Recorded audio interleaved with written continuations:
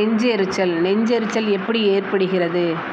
இரைப்பையில் செரிமான வேலை நடக்கும்போது இரைப்பையில் உள்ள அமிலங்கள் மேல்நோக்கி உணவுக் குழாய்க்கு தள்ளப்படுவதால் நெஞ்செரிச்சல் ஏற்படுகிறது.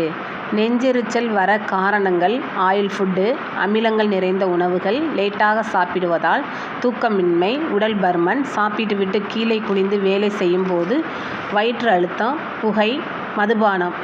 அதை தடுக்கும் முறைகள் நேரத்துக்கு சாப்பிட வேண்டும், தேவையான அளவு மட்டும். மிகுந்த காரம் சாப்பிடக்கூடாது. ஆயில் ஃபுட்டு, புளிப்பு, lemon, tea, chocolate, noodles, parotta, cool drinks குறைத்து கொள்ள வேண்டும். சாப்பிட்டவுடன் படுக்கக்கூடாது.